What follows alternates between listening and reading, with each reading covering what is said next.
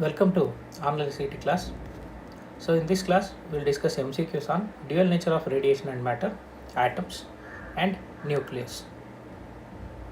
So first let us take MCQs on dual nature of radiation and matter. So first question, a photoelectric cell is illuminated by a point source 1 meter away. When the source is shifted to 2 meter, then each emitted electron carries 1/4 of the initial energy. Number of electrons emitted is half the initial energy. Each emitted electron carries half the initial energy. Number of electrons emitted is quarter of the initial number. So here you are changing the distance of the source. By changing the distance, you are changing the intensity. We know that intensity of light is inversely proportional to square of the distance. So it is from a point source, so it should obey inverse square law. So because of this, the final intensity will be 1/4 of the, see, distance is doubled, so intensity should become 1/4 of the initial intensity. If intensity is made 1/4, then number of electrons emitted will become 1/4. Energy of each electron will not change. Energy of each electron depends only on frequency, not on intensity. So because of reduction in intensity, there will be reduction in number of electrons, hence there will be reduction in photocurrent. So it should be option D.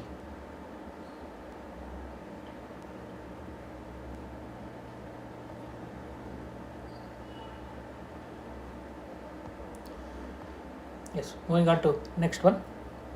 According to Einstein's photoelectric equation, the plot of kinetic energy of emitted photoelectrons from a metal versus frequency of incident radiation gives straight line whose slope depends on nature of the metal used, depends on intensity of radiation, depends both on intensity of radiation and metal used, is the same for all metals and independent of intensity of radiation. So if you consider the graph of kinetic energy of emitted electrons against the frequency of incident radiation, so you'll get a straight line. So the graph will be a straight line with positive x-intercept and negative y-intercept. This is what you get. So this is kinetic energy, this is frequency. So this corresponding value will give you threshold frequency and this will give you work function. Now the slope of this gives you Planck's constant, which is a universal constant. So it doesn't depend on metals, what kind of metal you have used, or it doesn't depend on intensity of radiation. So it is same for all the metals and it is independent of intensity of radiation. So it should be option D.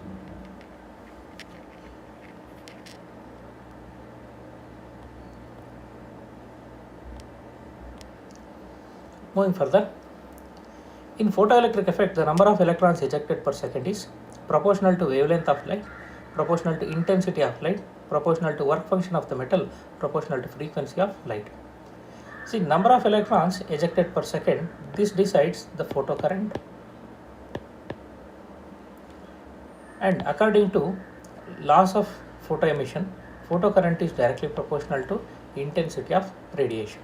So number of electrons ejected per second is proportional to intensity of radiation. That is option B.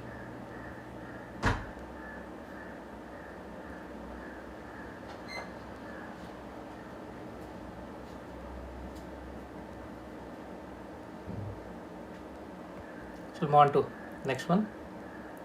A photon of energy 4 electron volt is incident on a metal surface whose work function is 2 electron volt. The minimum reverse potential to be applied for stopping the emission of the electron is. So minimum reverse potential to be applied, you have to calculate. That means you need to find stopping potential. What they have given here is photon has energy 4 electron volt and work function is 2 electron volt. So first find the kinetic energy of the electron. Kinetic energy in electron volt will give you stopping potential in volt. So according to photoelectric equation, energy of incident photon should be equal to work function plus maximum kinetic energy of photoelectrons. So energy is, they have given it is 4 electron volt, work function is given 2 electron volt. So kinetic energy you can write it as E into Vs, where Vs is stopping potential. Now E into Vs is equal to 2 electron volt. So Vs will be equal to 2 volt. Remember, stopping potential in volt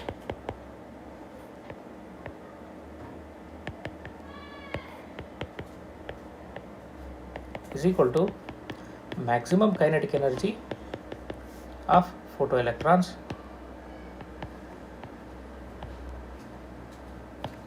in electron volt. So maximum kinetic energy in electron volt will be equal to stopping potential in volt. So if maximum kinetic energy is 2 electron volt, stopping potential will be 2 volt.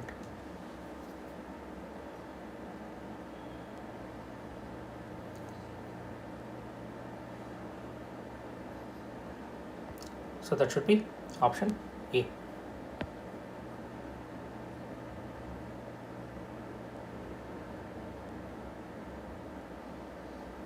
Yes, we'll go on to next one.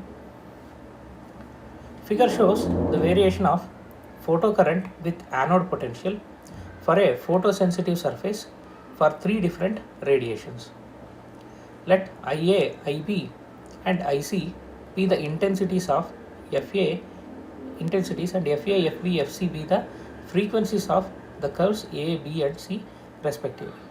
Then what is the correct relation?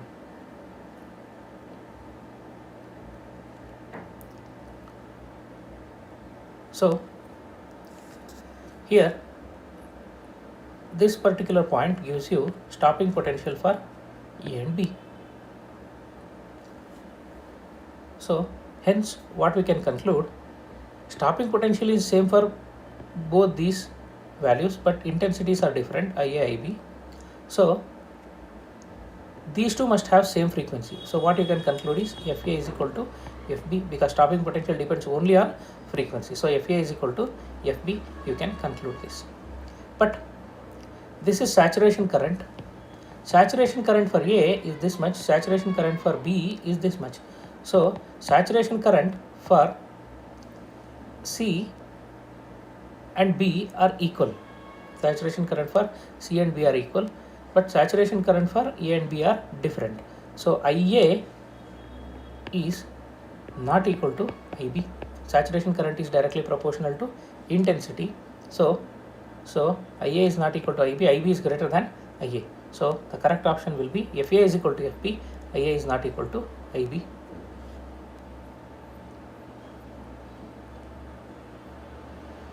And notice one thing, here there is another option, IB is equal to IC, that is correct. IB is equal to IC is correct, but FB is not equal to FC. FB is corresponding to this, FC is corresponding to this stopping potential. So this is not correct. So that's why option D is not correct, only option A is correct.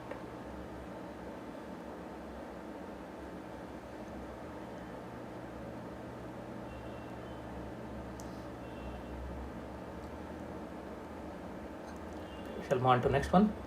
Work functions for metals A, B and C are respectively 1.92 electron volt, 2 electron volt and 5 electron volt according to Einstein's equation. The metals which will emit photoelectrons for a radiation of wavelength 4100 angstrom is. So calculate the energy corresponding to this particular wavelength. So they have given work functions for metals A, B and C is 1.92, 2 and 5. So let us calculate energy corresponding to this. So energy is equal to Hc by lambda. This will give you energy in joule. So in order to get it in electron volt, divided by E. So that will be 6.625 into 10 power minus 34 into 3 into 10 to the power 8 divided by lambda is given 4100 angstrom into 10 power minus 10 into 1.6 into 10 to the power minus 19.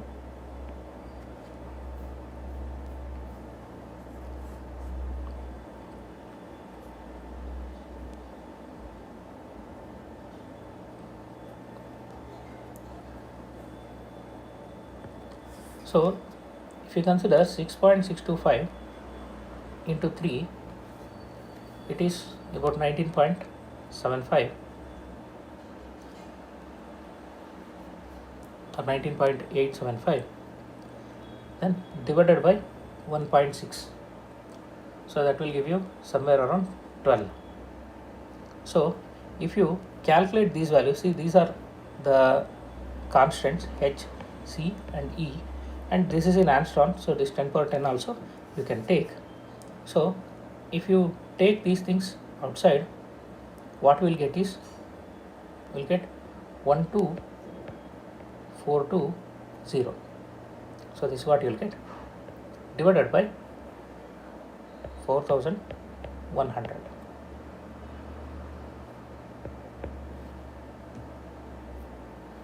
So I'll get 12420 divided by 4100.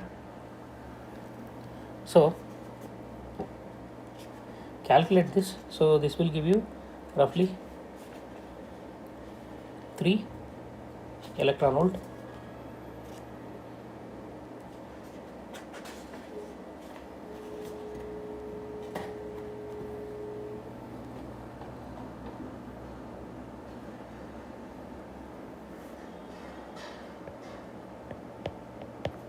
Now look at the options. So A is 1.92, B is 2 electron volt, C is 5 electron volt. This is the work function. Now the energy of the incident photon is 3 electron volt. So 3 electron volt means it is greater than 1.92 and 2. So it will cause photo emission in both A and B, but not in C. So it should be option C.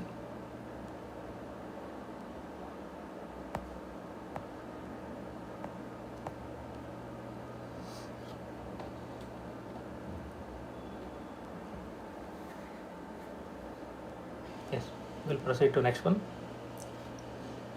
Two identical photocathodes receive light of frequency nu1 and nu2.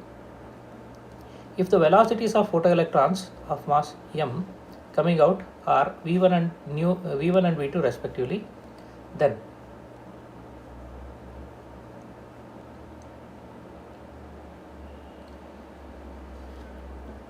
v1 minus v2 is equal to 2h by m into mu1 minus nu2 whole to the power half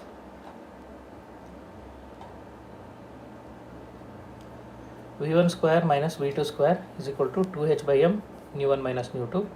v1 plus v2 is equal to 2h by m nu1 minus nu2 whole to the power half v1 square plus v2 square is equal to 2h by m nu1 minus nu2.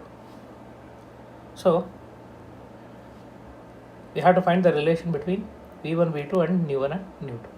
So the frequencies that are incidented are nu1 and nu2, and corresponding velocities are v1 and v2. So let us write photoelectric equation for the two metals. So for the first surface, h nu1 is equal to h nu0 plus half m v1 square. So they are given, they are identical photocathodes. So since they are identical photocathodes, nu0 will be same for both of them. Now for the second one, h nu2 is equal to h nu0, same h nu0 plus half m v2 square. Now subtract these two, we'll get h into nu1 minus nu2 is equal to half m into v1 square minus v2 square. Now send this half and m to this side, we'll get v1 square minus v2 square.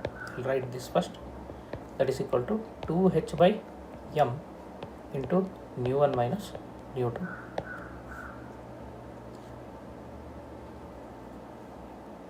So that is option B.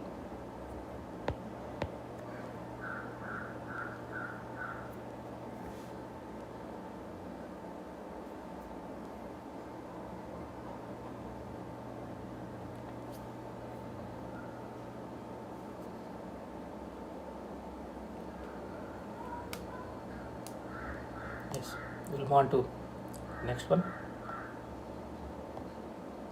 The kinetic energy of electron is E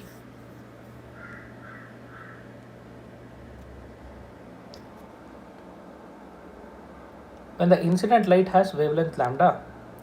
To increase the kinetic energy to 2E, the incident light must have wavelength hc by E lambda minus hc, hc lambda by E lambda plus hc, h lambda divided by E lambda plus hc, hc lambda divided by E lambda minus hc.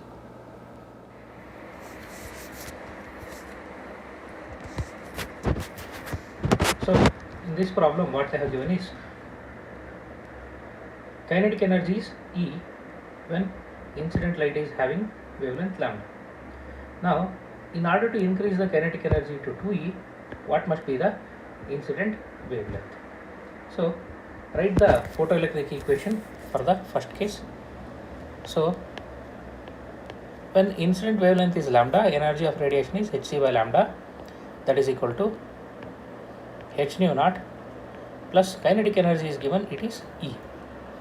Now let us say new wavelength required is lambda dash, that is equal to work function is same h nu naught plus new kinetic energy has to be 2E.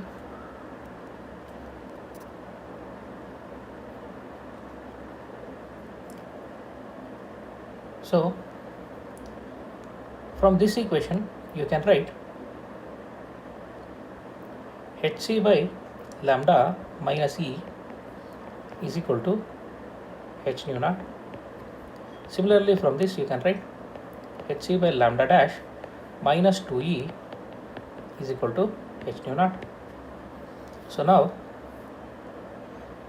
right hand sides are same, you can equate the left hand sides. hc by lambda minus E is equal to hc by lambda dash minus 2E.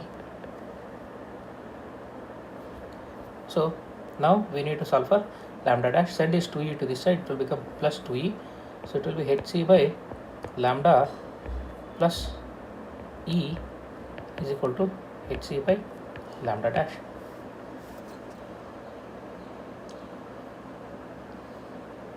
So take LCM here.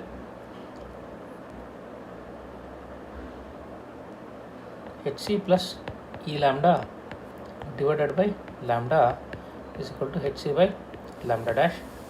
So this implies lambda dash is equal to hc lambda divided by E lambda plus hc. So this will be the wavelength required.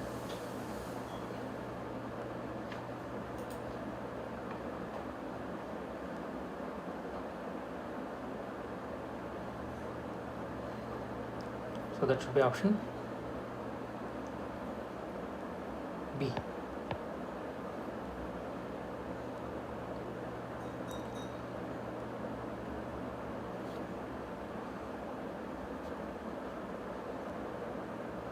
We shall proceed to next one.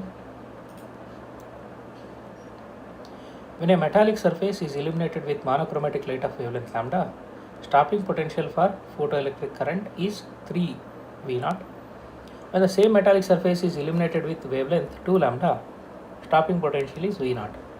Then threshold wavelength for the surface is.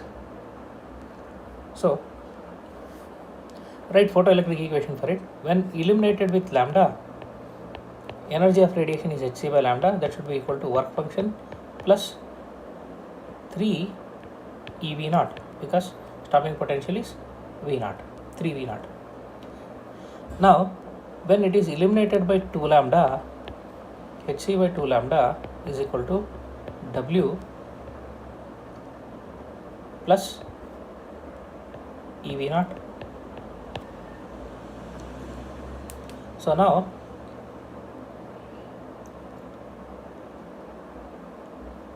we have to calculate W from these two equations.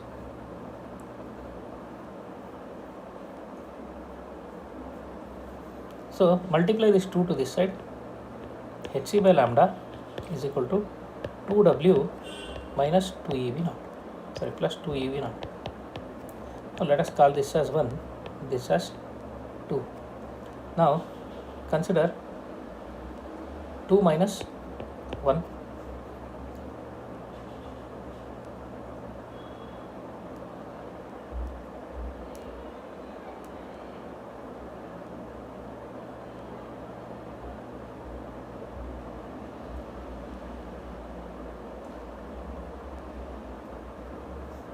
So what do we get?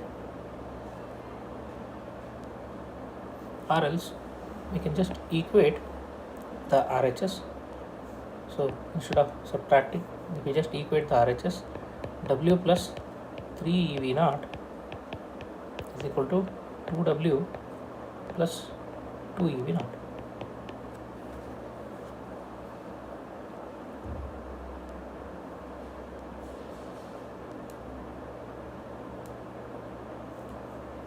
So I'll get W is equal to EV naught.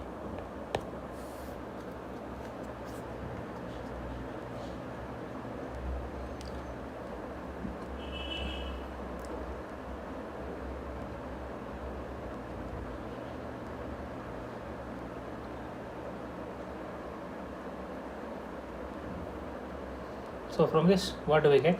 Substitute this in this equation. hc by lambda is equal to EV naught plus 3 EV naught. In first equation, if I substitute, so hc by lambda is equal to 4 EV naught. So EV naught is equal to hc by 4 lambda. So EV naught is nothing but hc by lambda naught because it is work function. So that is equal to hc by 4 lambda. So I can conclude lambda naught is equal to 4 lambda. So this is threshold wavelength for the metal surface.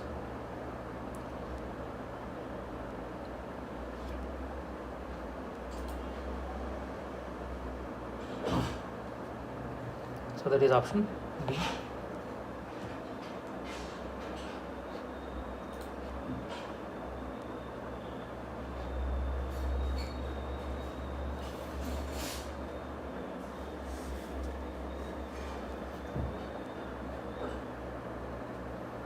Yes, we shall move on to next one.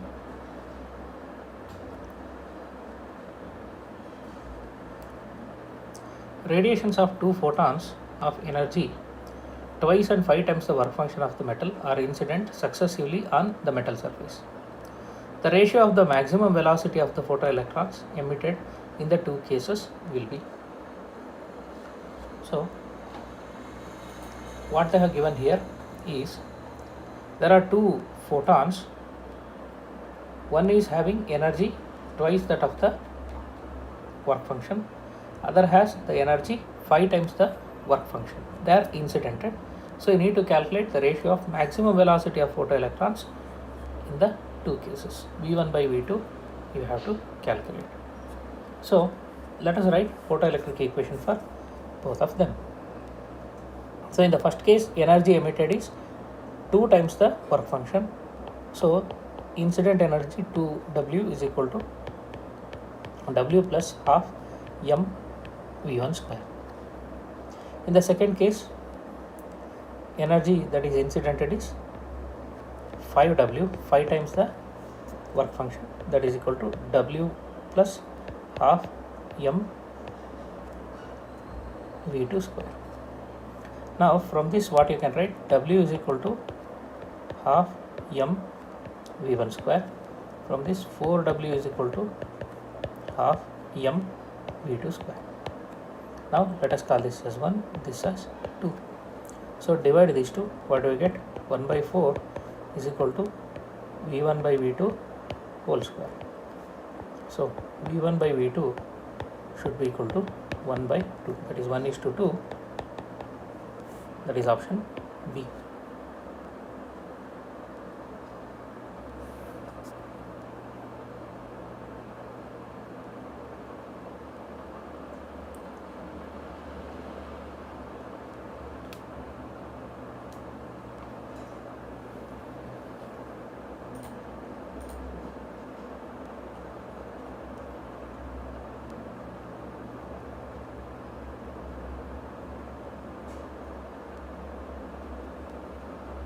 We shall move on to next one.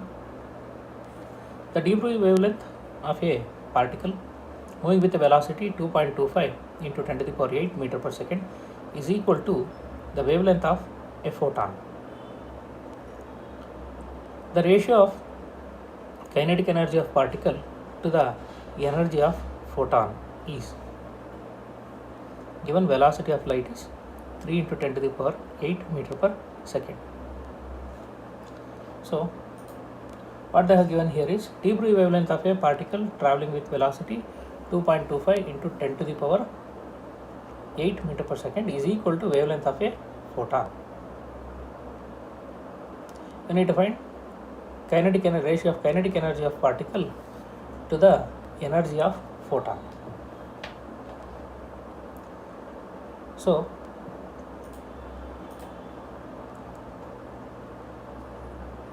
first of all, de Broglie wavelength of the particle lambda is given by h by mv, that is equal to h divided by root of 2mk, where k is kinetic energy.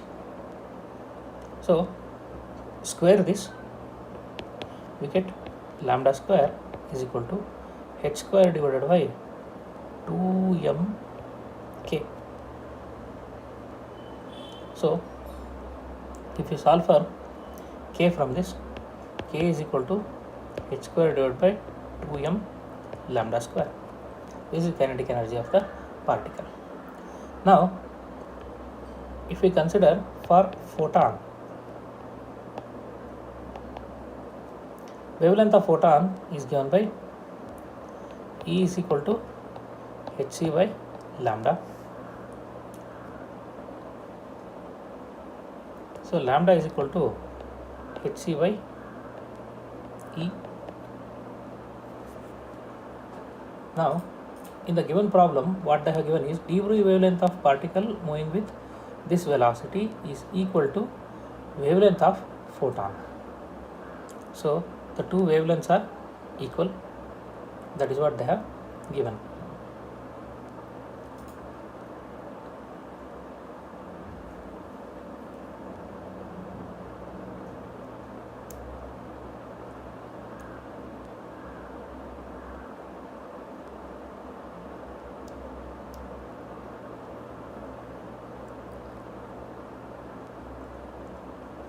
Okay, so let us calculate the ratio of kinetic energy of the particle to energy of the photon. So k divided by E will give you h square by 2m lambda square into lambda by hc.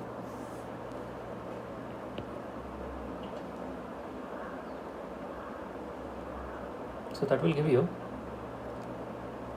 h divided by 2mc lambda.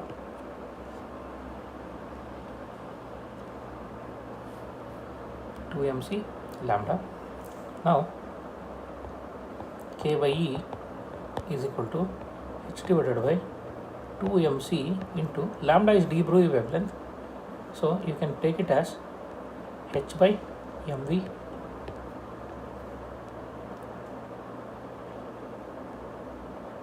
So get cancelled, HH get cancelled. What we get is V by 2C. So we got k by E is equal to V by 2C. So substitute for V and C. V is given 2.25 into 10 to the power 8 divided by 2 into 3 into 10 to the power 8.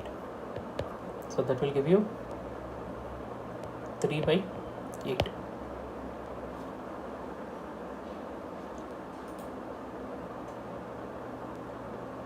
So ratio of kinetic energies is 3 by 8, that is option B.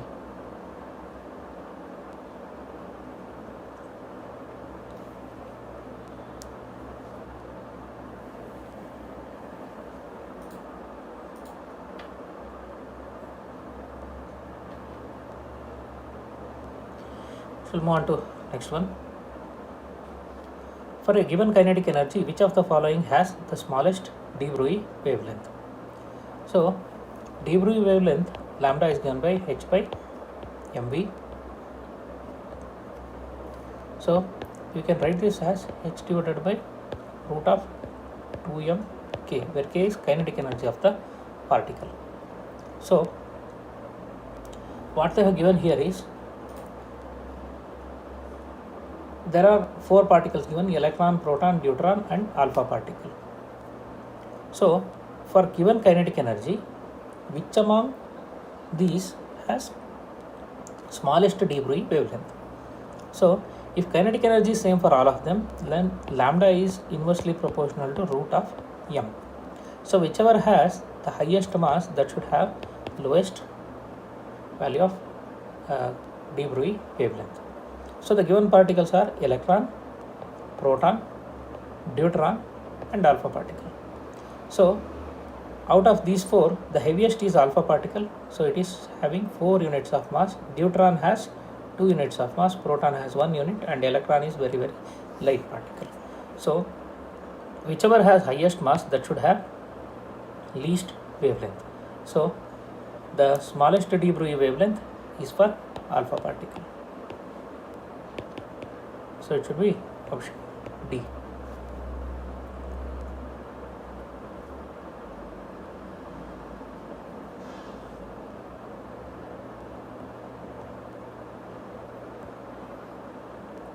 Okay, we shall proceed further. An electron of mass me and proton of mass mp are moving with same speed. The ratio of their de Broglie wavelengths is. So de Broglie wavelength of electron to de Broglie wavelength of proton, this is what you have to calculate. So it should be h by m e v into mp v divided by h. This should be the ratio. So h and v get cancelled, they are moving with same speed. So this turns out to be mp by me. So mp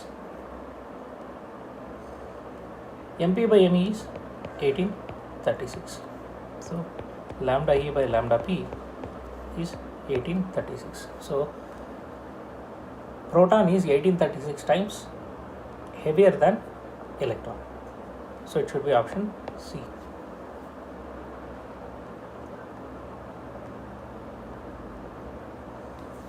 Yes, we shall proceed further.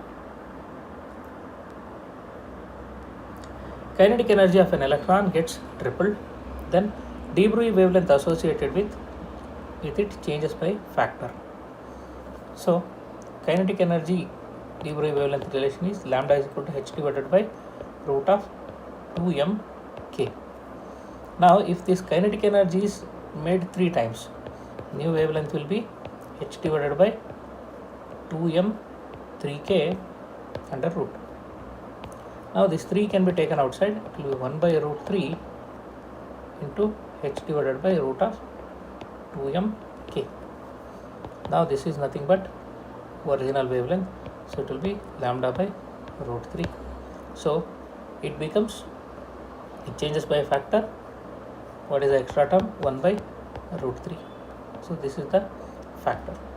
So that is option C.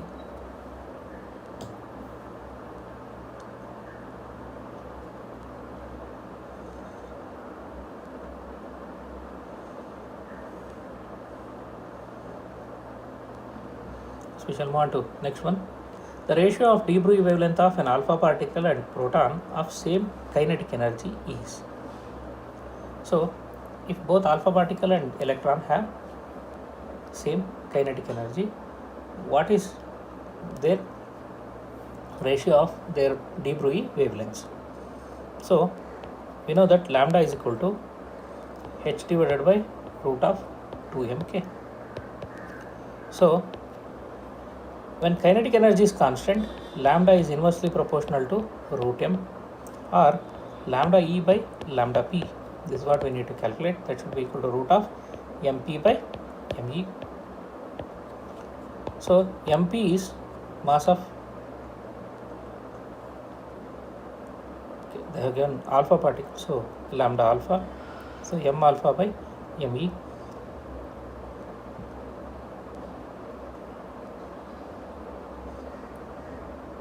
They have given alpha particle and proton.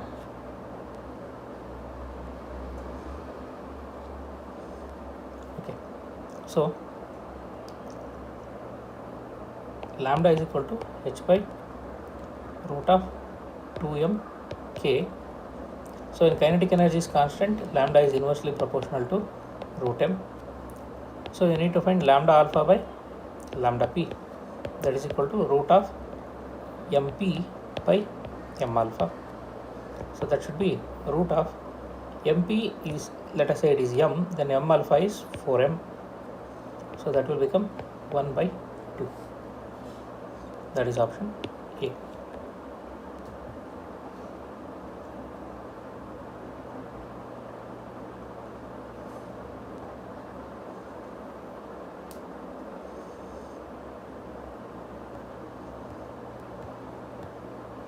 Yes, we shall move on to next one.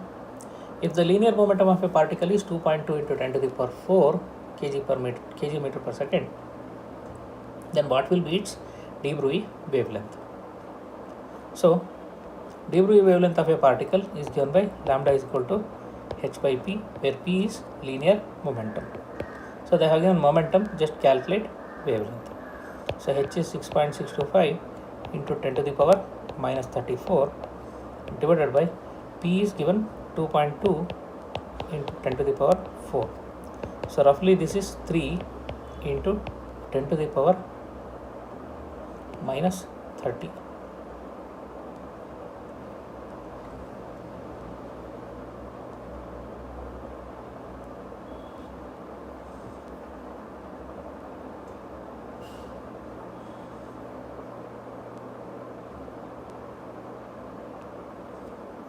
Meters.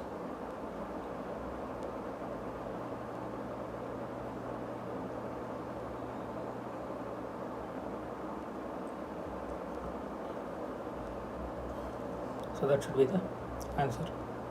So option given is wrong here. So answer should be 3 into 10 to the power minus 30. So now we'll move on to the next chapter, that is atoms.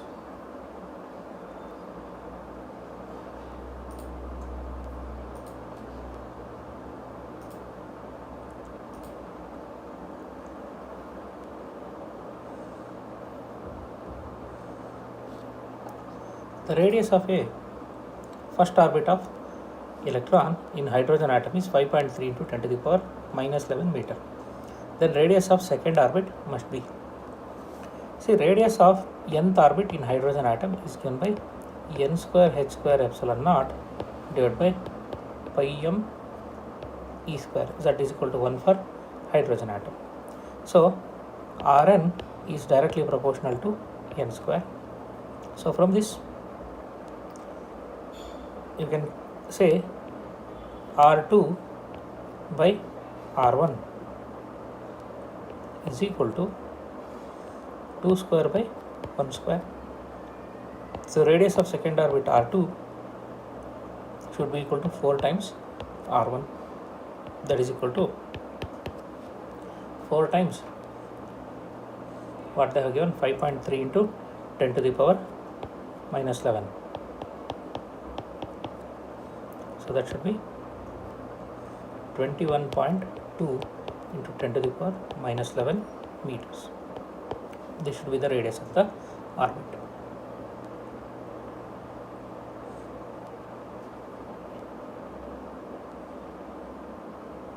So that is option C.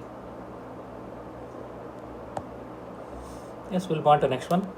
If R is Rydberg constant for hydrogen, the wave number of the first line in the Lyman series is. So wave number they are asking.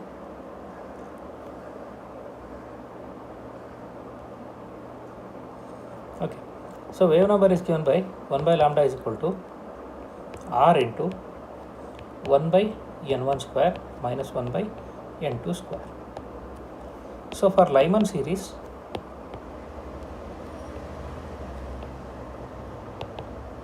n1 is equal to 1, and for first line, that is what they have asked for. So for the first line, n2 should be equal to 2. So if I substitute that, 1 by lambda is equal to R into 1 by 1 minus 1 by 2 square is 4. So that turns out to be 3 by 4. So 3R by 4. So this will be the wave number. That is option D. 1 by lambda is only wave number.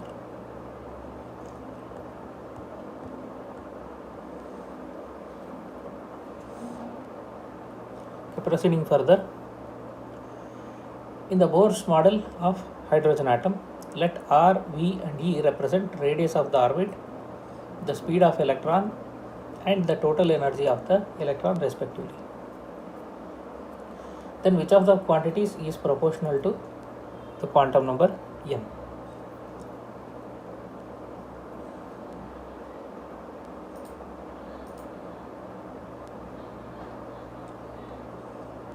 So R is radius, V is velocity, E is energy.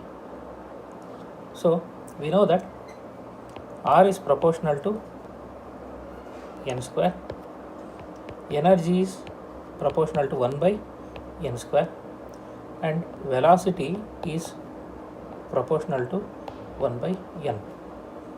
Now if I take V into R, that will be proportional to n. V into R, that will be proportional to n. So that is option C.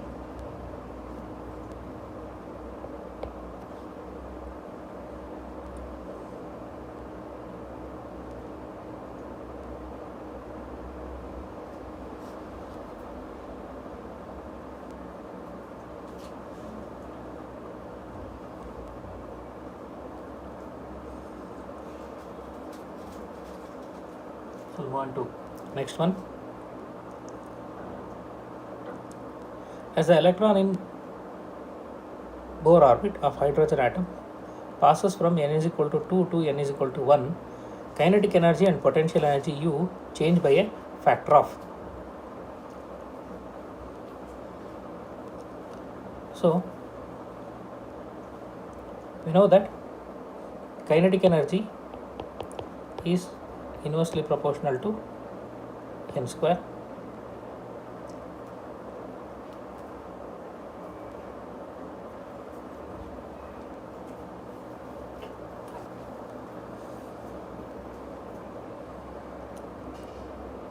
so if I call kinetic energy as K, K1 by K2 is equal to 2 square by 1 square, that is equal to 4. So K1 is equal to 4 K2.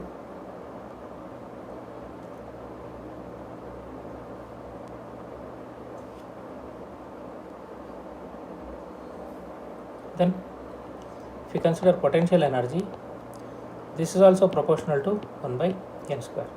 So potential energy is, if I call it as U, U1 by U2 is also equal to 2 square by 1 square.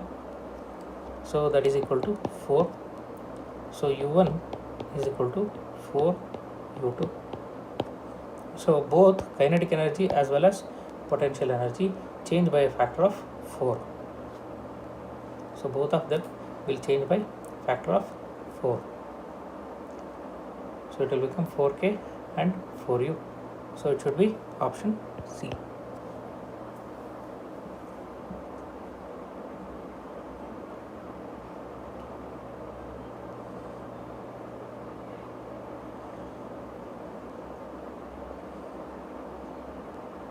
Shall move on to next one. Hydrogen H, deuterium D, singly ionized helium He plus, and doubly ionized lithium Li2 plus all have one electron around the nucleus. Consider n is equal to 2 to n is equal to 1 transition. The wavelength of the emitted radiations are lambda 1, lambda 2, lambda 3 and lambda 4 respectively. Then approximately which of the relation is correct? That is what they are asking.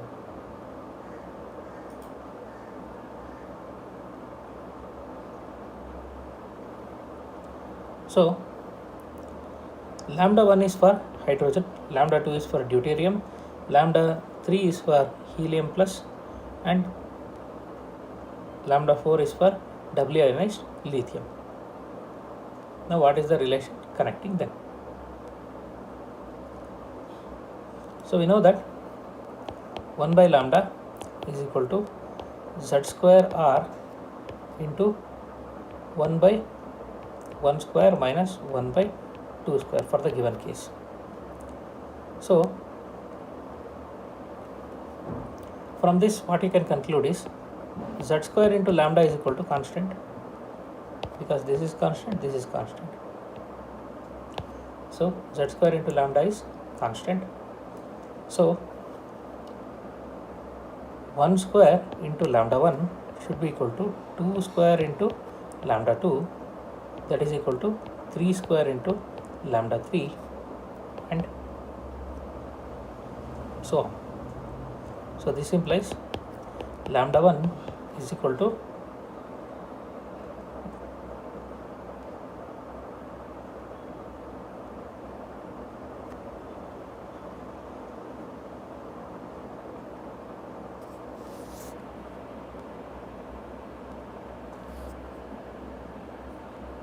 yes, second one is deuterium, so its z value is 1 only. So should be lambda 1, lambda 2 is 1 square only, 1 square into lambda 2, this will be 2 square into lambda 3 and 3 square into lambda 4. So this will be lambda 1, that is equal to lambda 2, that is equal to 4 lambda 3, that is equal to 9 lambda 4. So that is option C. So this is for hydrogen, this is for deuterium, this is for helium, this is for lithium.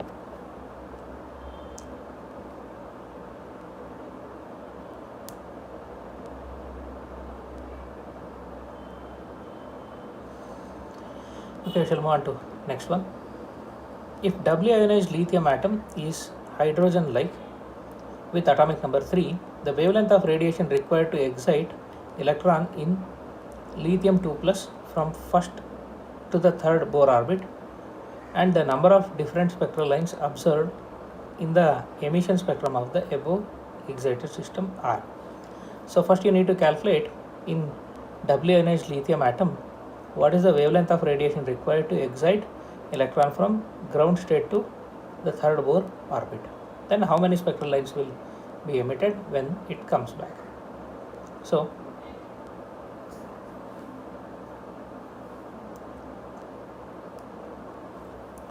we know that 1 by lambda is equal to z square r into 1 by n1 square minus 1 by n2 square. This is valid for both emission spectrum as well as absorption spectrum. So in this case this is 9, 3 square is 9, r into 1 divided by 1 square minus 1 divided by 3 square. This is 1 by lambda. So 1 by lambda is equal to 9 into r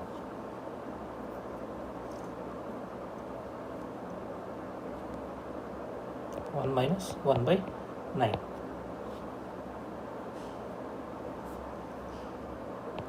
So that will become 9R into 8 by 9. So lambda will be equal to 1 by 8R. So that is equal to 1 divided by 8 into 1.097 into 10 to the power 7. That's the value of R. So this will be roughly, if you take it as 1.1, so 1.1 into 8 is 8.8. So it will be 10 to the power minus 7 divided by 8.8.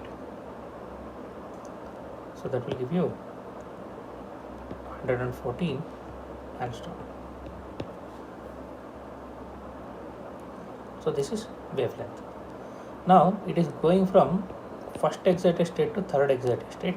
So when it comes back, number of spectral lines that is emitted is given by n is equal to n into n minus 1 divided by 2, that is 3 into 2 divided by 2, that is equal to 3.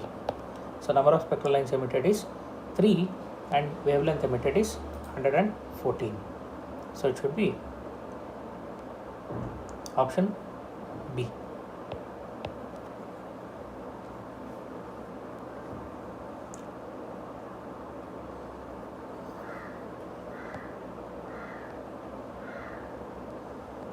So we shall proceed further. If the series limit wavelength of Lyman series for hydrogen atom is 912 angstrom, then the series limit wavelength for Balmer series of hydrogen atom is.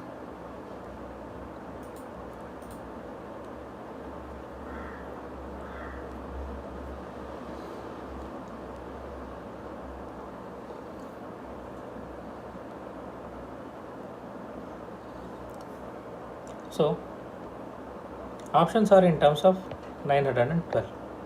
So series limit for Lyman series. Series limit means for Lyman series n1 is equal to 1, n2 should be equal to infinity for series limit. So 1 by lambda is equal to r into 1 by 1 square minus 1 by infinity. So 1 by lambda is equal to r. So lambda is equal to 1 by r, that is equal to 912. They have given this. This is 912 angstrom. Now for Balmer series,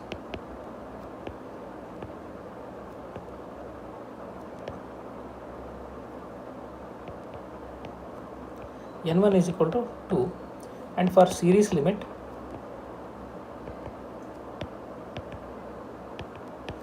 n2 is equal to infinity. So 1 by lambda will be equal to r into, so let us say this is lambda dash, that is r into 1 by 4 minus 1 by infinity. So that will become r by 4. So lambda dash will be equal to 4 divided by r. So that is 1 by r is 912. So it should be 912 into 4 angstrom.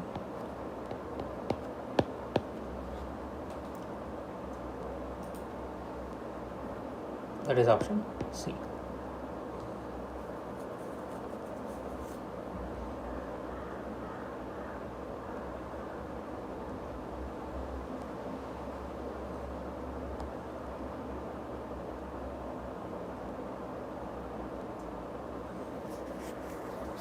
Shall we move on to next one? A hydrogen atom and a lithium 2 plus ion are both in second excited state.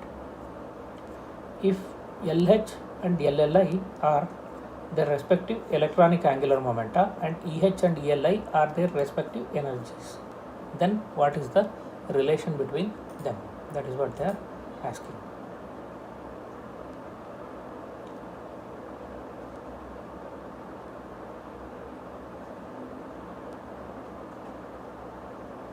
So what they have given here is one is hydrogen atom and other one is lithium 2 plus ion.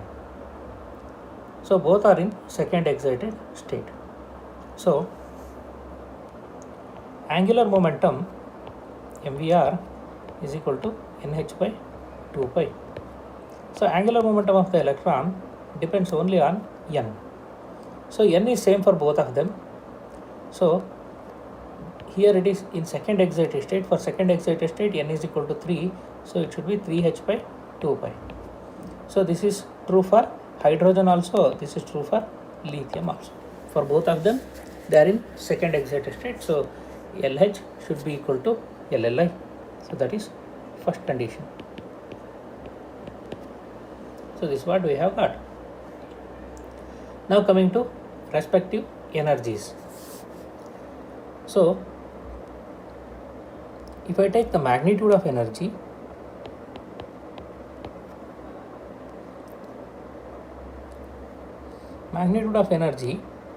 it is proportional to z square, mz square e to the power 4. So it is proportional to z square. We are taking only magnitude of energy. So in the options also they have given that only. So more is the value of z, more will be the energy. So clearly EH is less than ELI. So from these two what we can conclude is LH is equal to LLI and EH is less than ELI. So that should be option B. So that is it.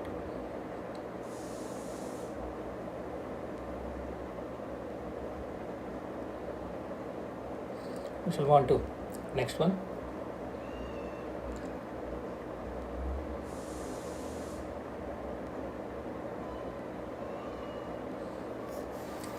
Energy levels A, B and C of a certain atom corresponding to increasing values of energy, that is EA is less than EB less than EC.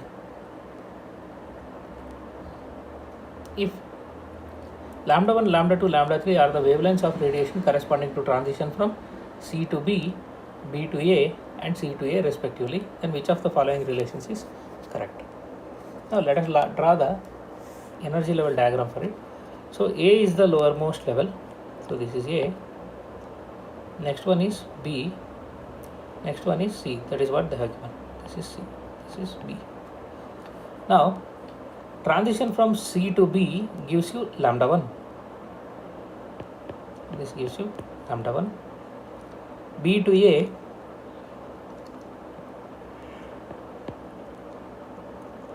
gives you lambda 2, C to A gives you lambda 3.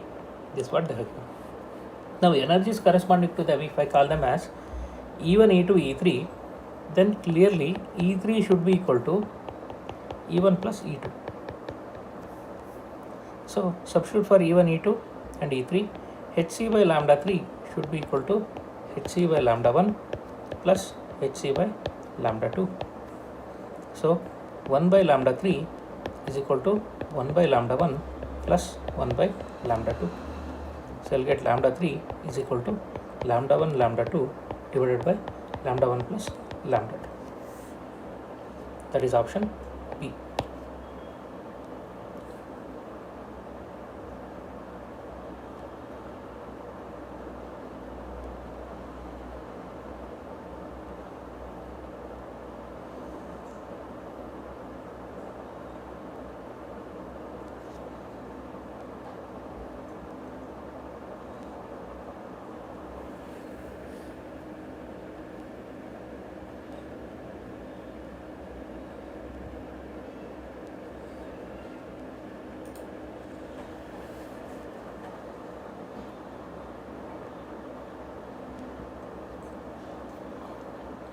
Yes, we shall move on to next one.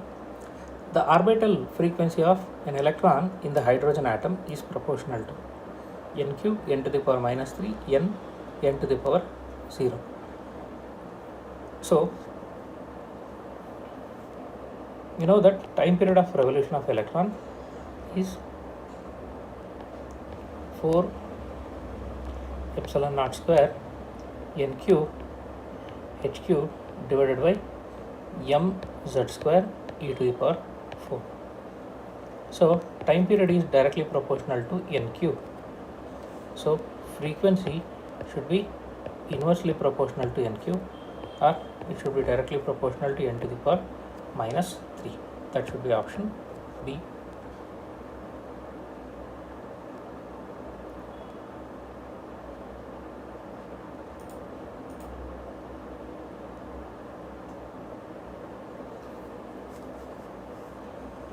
Yes, we shall move on to next one.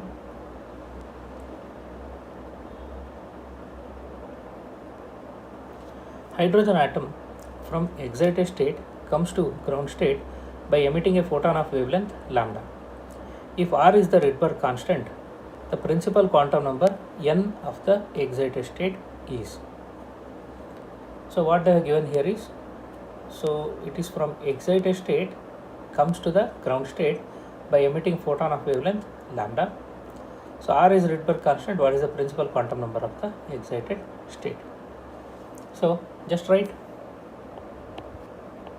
the wave number formula. 1 by lambda is equal to R into 1 by n1 square minus 1 by n2 square.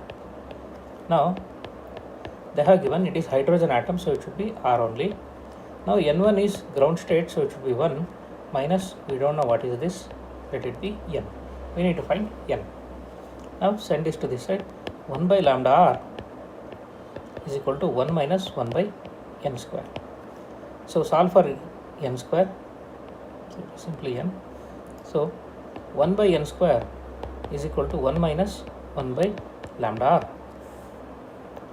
So 1 by n square is equal to lambda R. If I take it as LCM, it will be lambda R minus 1. So n square is equal to lambda R divided by lambda R minus 1. N is equal to square root of lambda R divided by lambda R minus 1. That is option A.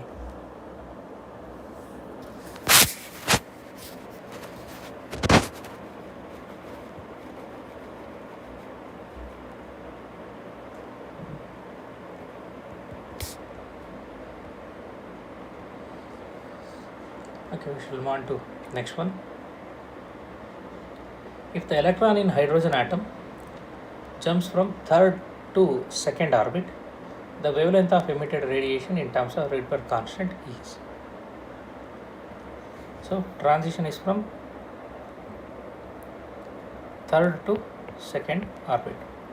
So we know that 1 by lambda is equal to R into 1 by n1 square minus 1 by n2 square. So 1 by lambda is equal to R into 1 by 4 minus 1 by 9. 1 by lambda is equal to R into 36 will be LCM. So this will become 9 minus 4, 5. So lambda is equal to 36 by 5R. That is option A.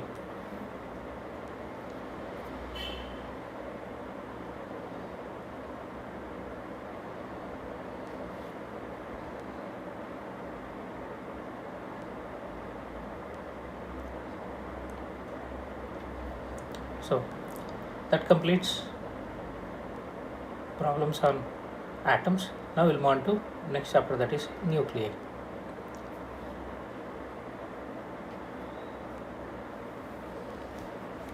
The nuclear radius of nucleus with nucleon number 16 is 3 into 10 power minus 15 meter. The nuclear radius of a nucleus with nucleon number 128 is.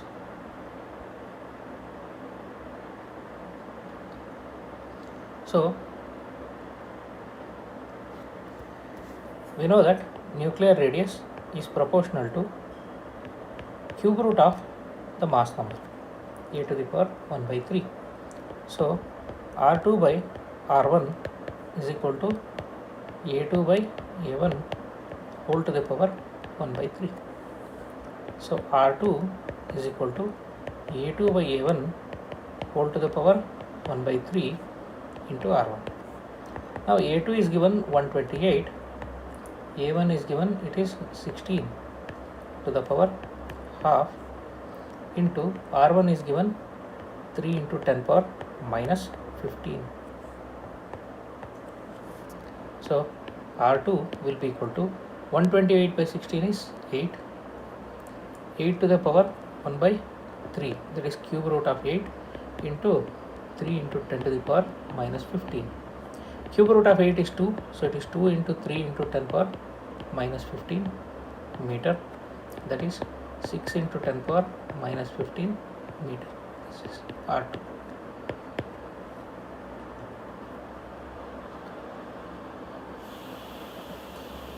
So that should be option C.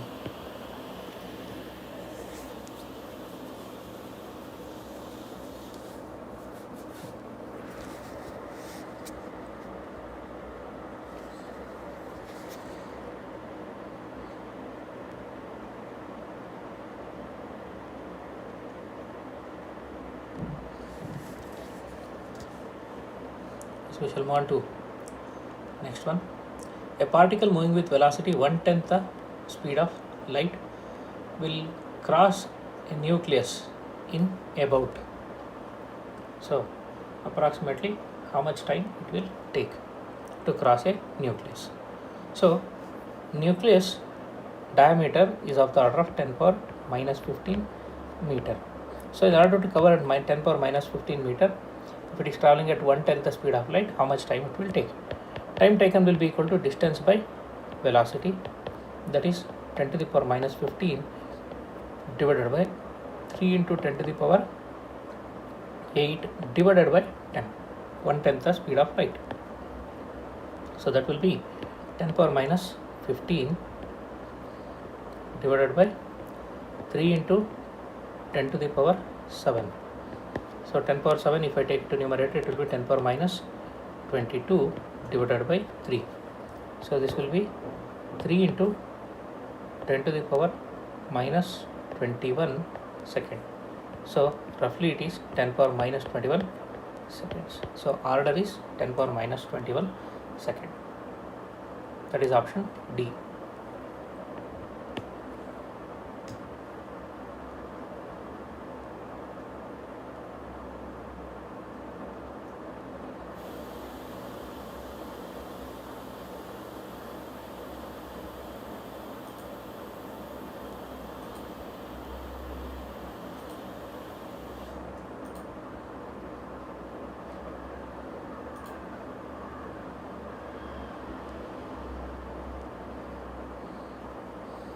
Okay, we shall move on to next one.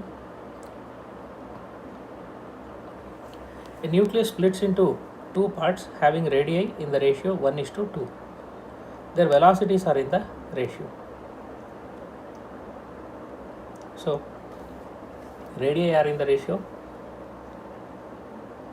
1:2. What will be the velocities ratio? So from law of conservation of momentum, we know that m1 v1 plus m2 v2, this is final momentum, should be equal to 0 because initial momentum was 0. So from this what we can conclude, m1 v1 is equal to minus m2 v2. So v1 by v2 is equal to minus m2 by m1. So this is what we can get. Now we know that radius is directly proportional to a to the power 1 by 3. So this implies a is directly proportional to r cube. So a1 by a2 is equal to r1 by r2 whole cube. So that is equal to, here it is given 1:2 is the radius ratio. So 1 by 2 whole cube, that will be 1 by 8. So a1 by a2 is 1 by 8.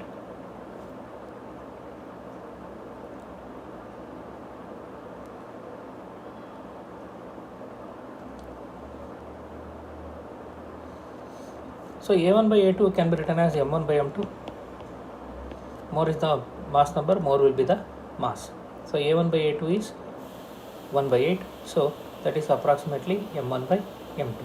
So what we get here is V1 by V2 from this equation. V1 by V2 is equal to M1 by M2 is 1 by 8. M2 by M1 is 8. So we can ignore the negative sign. So numerical value is V1 by V2 is 8. So it should be option A. So negative sign can be ignored in this. So the answer should be 8.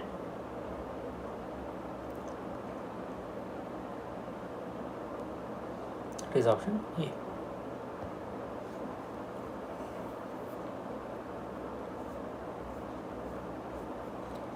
We shall move on to next one. Mass of proton is 1.00727825 units and mass of neutron is 1.008665 unit. Then binding energy per nucleon of chlorine 35 if its mass is 34.980 unit is. So we need to find binding energy per nucleon for chlorine. So to find binding energy, first find mass defect delta M, that is equal to Z times MP plus A minus Z times Mn minus mass of the nucleus. So Z is 17 into 1.007825 plus, so this is A minus Z is 18 into 1.008665 minus this they have given 34.980. So just calculate this. So you will get it to be 0.30899 atomic mass unit. Delta M is this. See, notice one thing here. Delta M you directly obtaining atomic mass unit, so multiply by 931 MeV to get the energy. So binding energy EB is equal to delta M into 931 MeV. So that will be 0.30899 into 931. So this will give you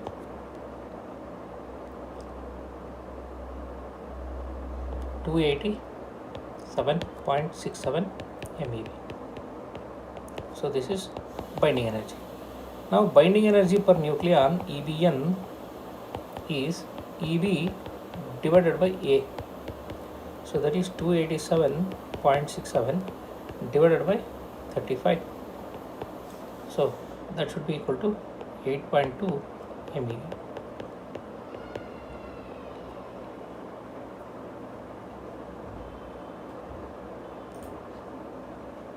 That is option D. So it's just a question of calculation, how fast you will be able to do it. Approximately also you can do it. You need not to go for exact values.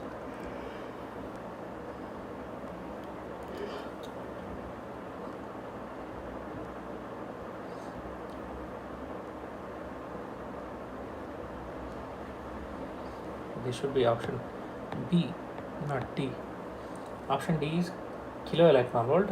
Here we got it in million electron volt. So it should be option B.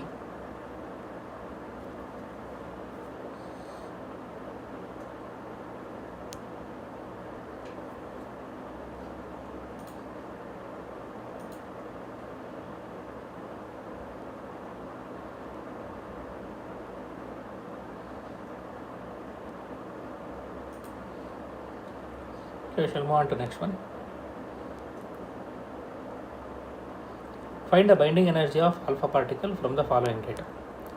Mass of helium nucleus is 4.001265. Mass of proton is 1.007277. Mass of neutron is 1.00866. Take 1 MeV is 931.5 MeV. So you need to find binding energy of alpha particle. So to find the binding energy of alpha particle, what you have to do, just like how we proceeded in the previous problem, same way. Delta M mass defect is equal to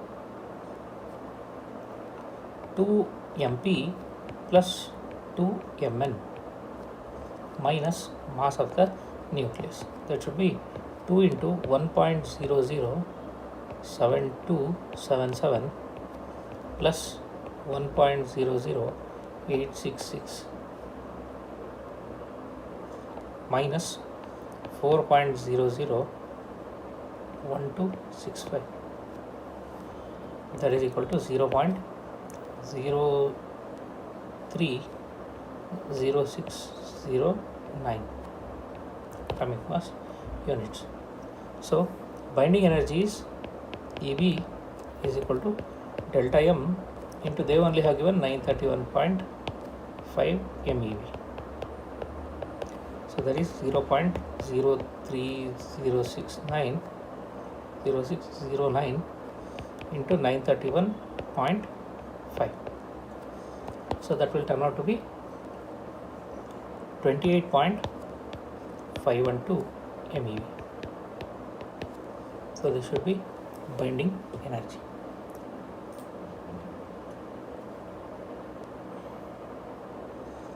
That is option C.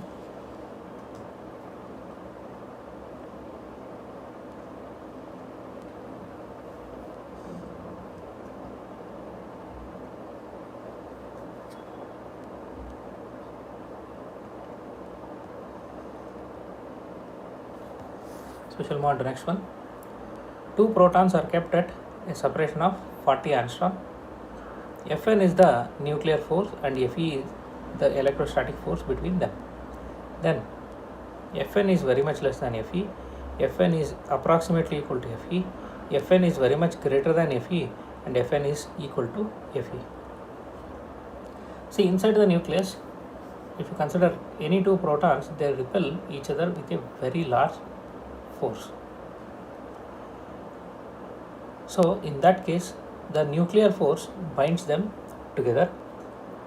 So in that case, nuclear force must be much greater than the electrostatic force of repulsion between them. But here, look at the data. The two protons are not inside the nucleus. They are kept at a separation of 40 angstrom. 40 angstrom is 40 times the size of an atom. So at this distance, nuclear forces will be 0. So they are not at all there. So electrostatic force should be much greater than the nuclear force, or nuclear forces must be very much less than electrostatic force. It should be option A, because at such large distance nuclear forces do not act, they are short range forces. So it should be option A.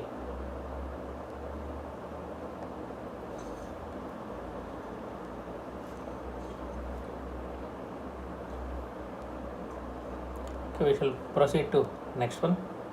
The main sources of energy in the sun and the stars are fission and fusion reactions, fusion reactions, fission reaction, none of these. So in case of stars, the only thing that is possible is nuclear fusion. So it should be option B.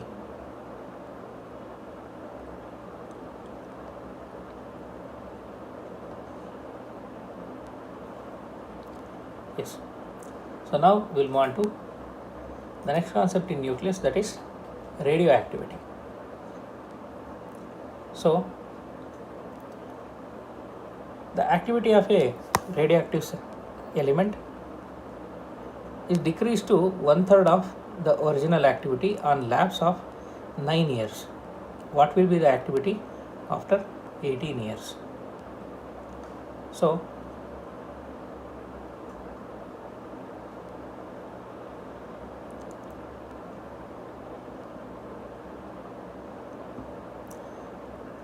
after 9 years, activity reduces to 1/3. After 18 years, what it will happen? So that is what they are asking. So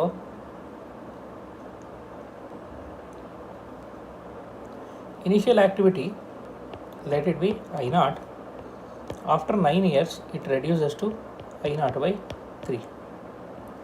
Now what they are asking is what happens after 18 years. That means from here again 9 years. So this time interval is same. From here to here it became 1/3. So from here to here also it will become 1/3. So it will become 1/3 of I naught by 3, that is I naught by 9.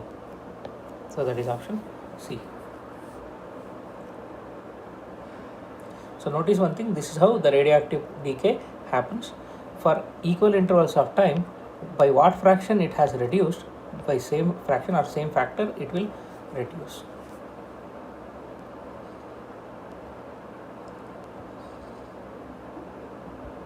As we shall proceed further, the half-life of radium is 1600 years. The fraction of sample of radium that would remain after 6400 years is. So we know that number of atoms remaining after time t or n half-lives is given by n naught by 2 to the power n, where n is number of half-lives elapsed. Here half-life is given, it is 1600 years. So time elapsed is 6400 years. That means n is equal to 4 half-lives. So number of half-lives elapsed is 4. So what fraction of the sample is remaining means n by n naught, that is equal to 1 by 2 to the power 4, that is 1 by 16.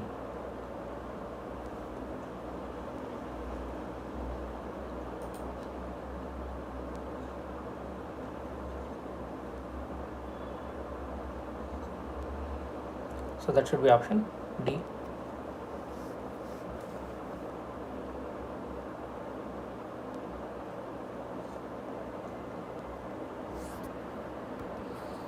Yes, we'll move on to next one.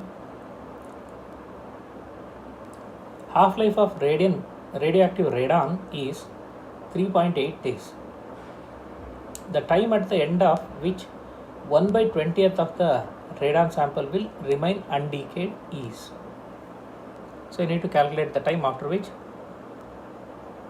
the sample becomes 1 by 20th of initial. So we know that n is equal to n naught divided by 2 to the power n. So n should be 1 by 20th of n naught, should be equal to n naught by 2 to the power n. So what do we get? N naught get cancelled. 2 to the power n should be equal to 20.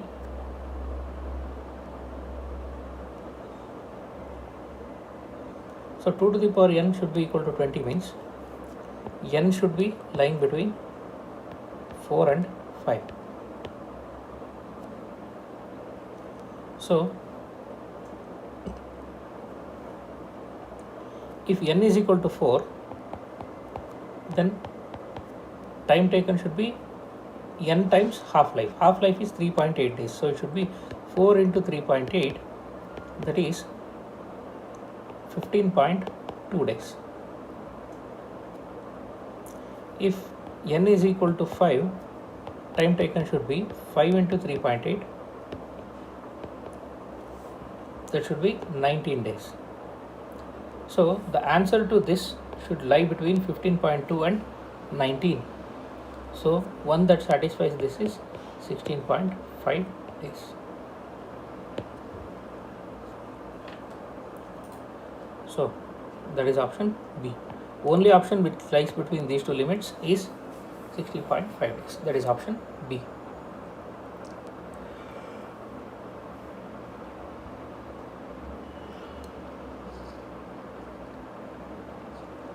Yes, we shall move on to next one. After an interval of 1 day, 1 by 16th of initial number of radioactive material remains in sample, then its half-life is.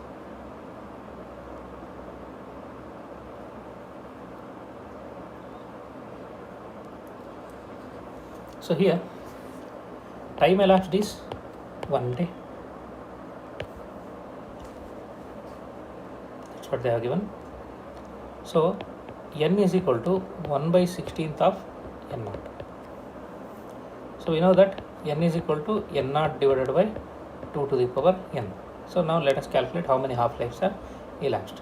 So this is 1 by 16th n naught is equal to n naught by 2 to the power n. So n naught get cancelled. 2 to the power n is equal to 16, or 2 to the power n is equal to 2 to the power 4, which implies n is equal to 4. So number of half-lives elapsed is 4. So t is equal to 4 times half-life, that is equal to 1 day. So t should be equal to 1 by 4th of a day. 1 by 4th of a day means it is 6 hours. That is option A.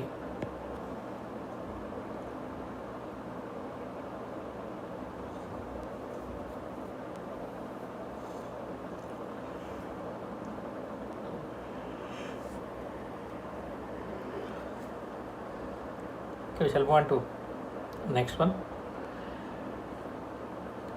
Mean life of a radioactive element is 1 year. Then its half-life is.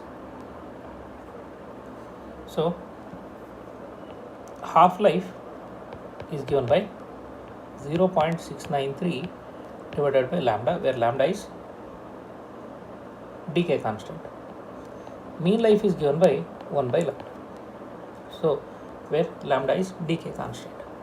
So mean life is given, it is 1 year. 1 by lambda is 1 year. Then half-life is, so 1 by lambda is 1 year, so it will be 0.693 years. That should be option C.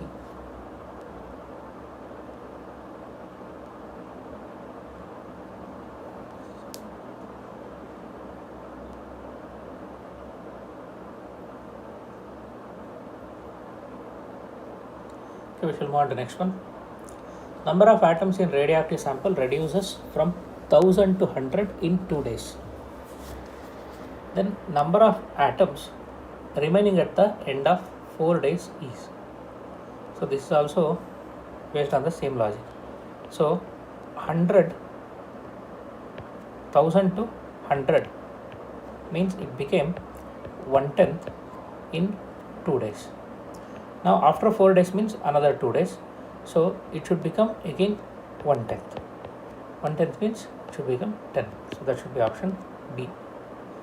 So it should get reduced to 10.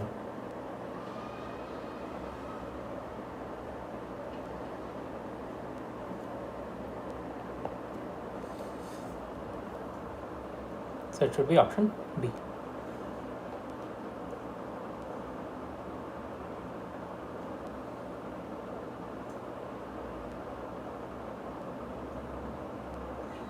We shall move on to next one. A nucleus with Z is equal to 92 emits the following in a sequence: alpha alpha, beta beta, alpha alpha alpha alpha, beta beta alpha, beta plus alpha.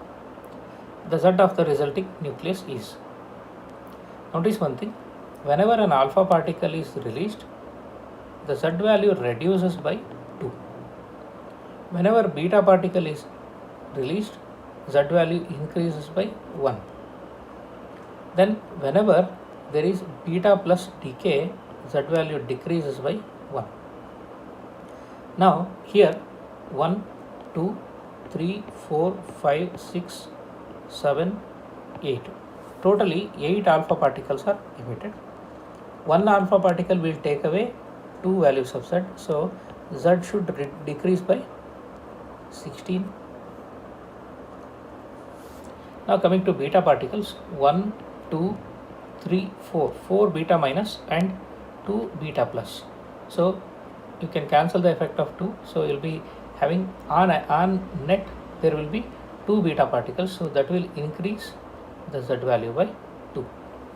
So that will become Z minus 16 plus 2, that is Z minus 14. So Z is 92. 92 minus 14, that will be equal to 78. So the idea behind this is during alpha decay Z reduces by 2 units, mass number reduces by 4 units, and during beta decay Z becomes Z plus 1. During, this is for beta decay, and Z becomes Z minus 1 for beta plus decay. So answer should be 78.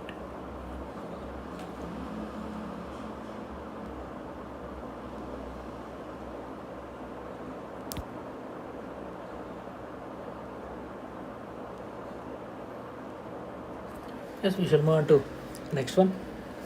The fraction of initial number of radioactive nuclei which remain undecayed after a half-life of the sample is. So after half-life, what fraction of initial number of radioactive nuclei will remain undecayed? So after half-life, n becomes n naught by 2. So it becomes half. So half of them have decayed. Half of them have decayed means half of them are undecayed. So it should be half. So it should be option B.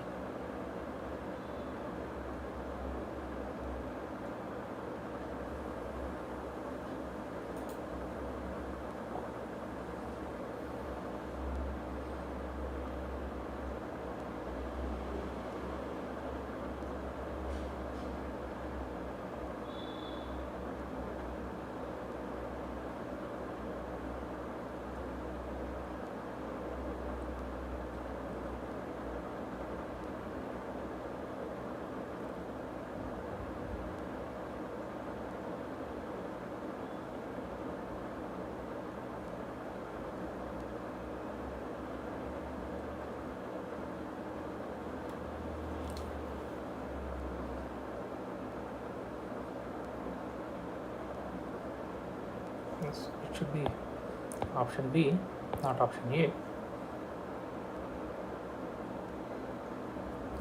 Yes.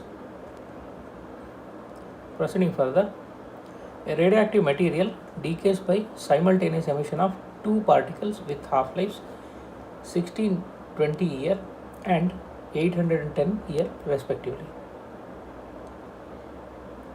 The time in year after which 1/4 of the material remains is.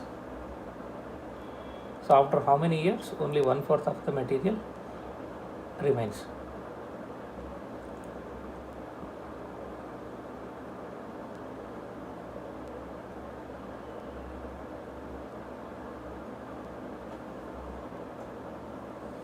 Okay, so according to decay law, n is equal to n naught divided by 2 to the power n, where n is number of half-lives, n naught is initial number of atoms taken.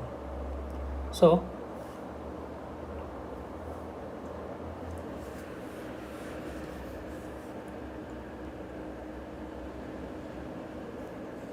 we know that lambda for one material is 0.693 divided by half-life t. Now there are two things mixed. So what will happen? Effective lambda will be lambda 1 plus lambda 2. So that will be equal to 0.693 by T1 plus 0.693 by T2. So effective half-life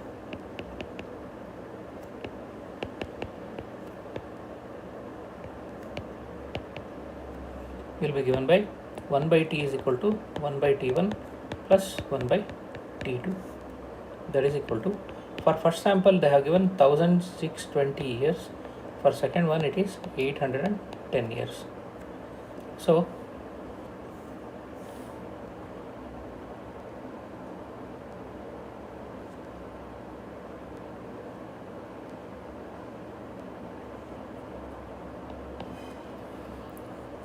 now 1 by T is equal to 1620. This is, it will give you 1 plus 2, that is 3. So T is equal to 540 years. So this is the half-life.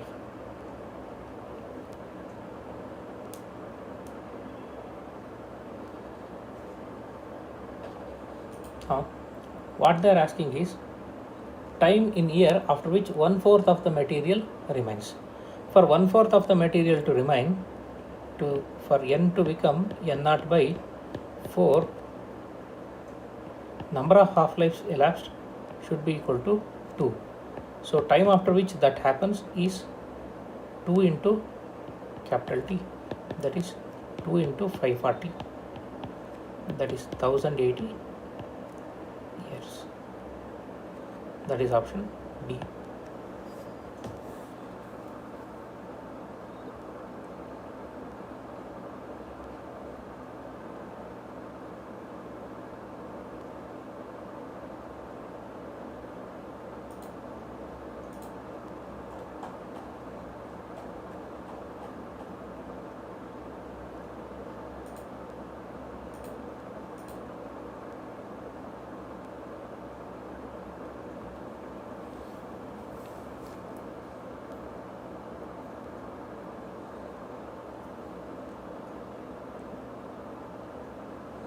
Yes, we shall move on to next one.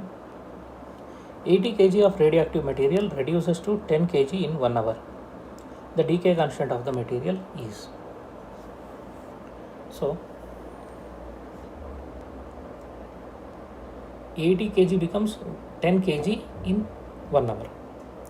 So we know that n is equal to n naught divided by 2 to the power n, where n is number of half-lives elapsed. So time elapsed here is 1 hour.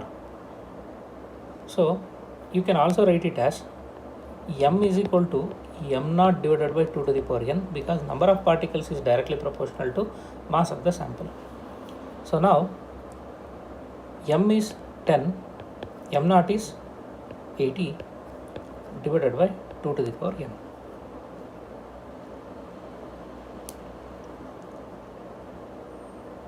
Now this will give you 1 by 8 is equal to 1 by 2 to the power n. So 2 to the power n is equal to 8. That means n is equal to 3. Number of half-lives elapsed is 3. So n is equal to what? T divided by T.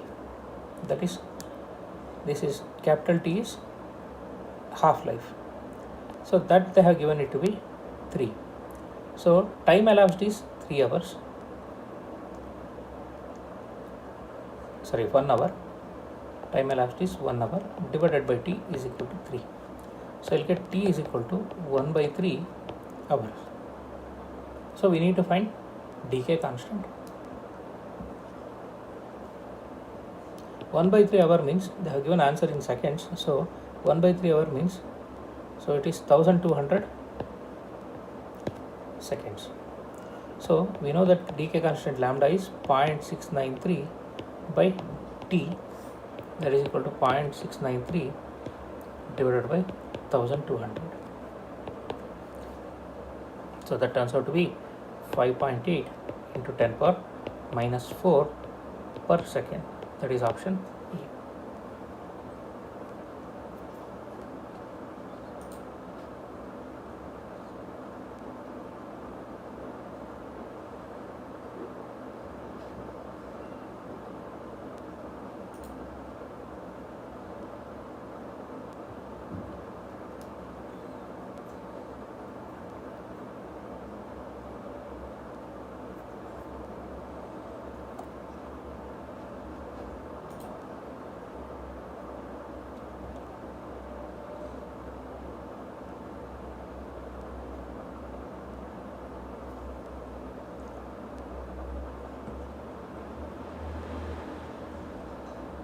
Yes, we shall move on to next one. A radioactive sample S1 having activity 5 microcurie has twice the number of nuclei as another sample S2 which has an activity of 10 microcurie. the half-lives of S1 and S2 can be. So you need to find half-lives of S1 and S2. What they have given is S1 has activity 5 microcurie, which has twice the number of nuclei as another sample S2 whose activity is 10 microcurie. So what they have given is activity of S1 should be equal to half of the activity of S2. So A1 is equal to half of A2, that is what they have given. So A1 is lambda 1 N1, that is equal to half of lambda 2 N2 because activity is lambda N. Now lambda 1 by lambda 2 is equal to N2 by N1 into half, so it makes it lambda 1 by lambda 2 is equal to N2 by 2N1.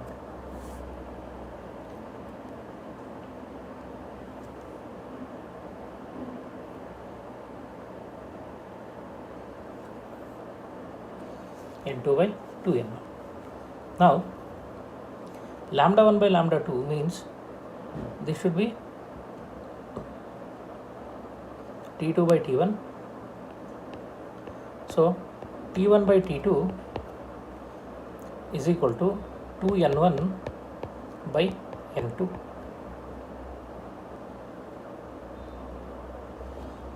But what they have given is N1 is equal to 2N2. So if I substitute that here, T1 by T2 is equal to 2 into 2N2 divided by N2. So that will turn out to be 4. T1 by T2 is 4.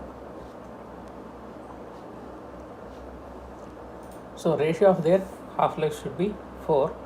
So only possible answer is 20 year and 5 year. That is option A.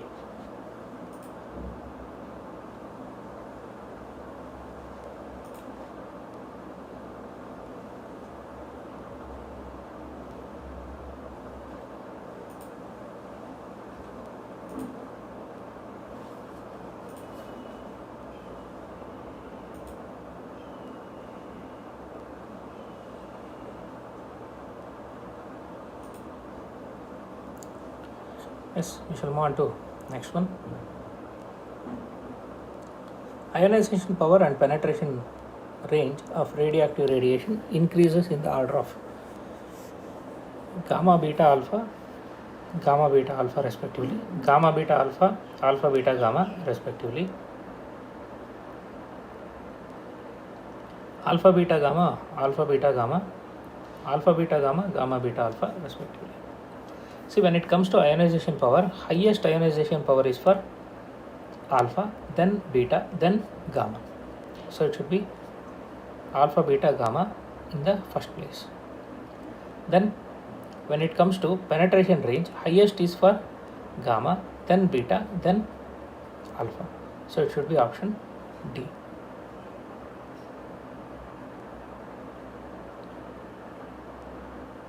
Oh, they are asking in the increasing order. So increasing order means it should be option B, not D. It should be option B. So ionization power goes on increasing in this direction, penetration power goes on increasing in this direction. So it should be option B.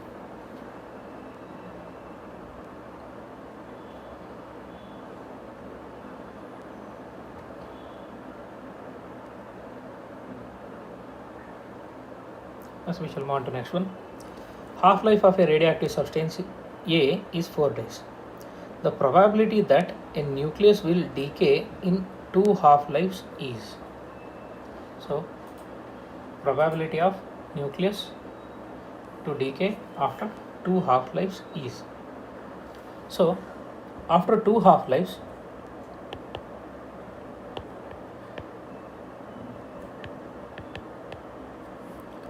so sample remaining will be 1/4.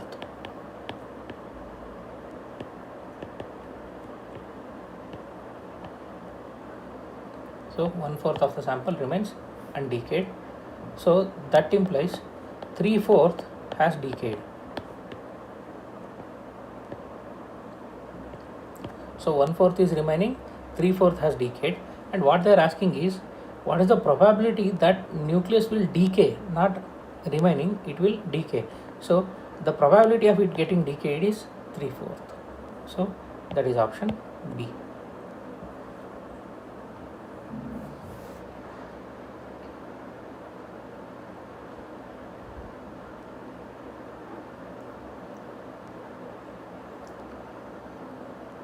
So that's all about the problems on radioactivity, atoms, nucleus, and dual nature of radiation and matter.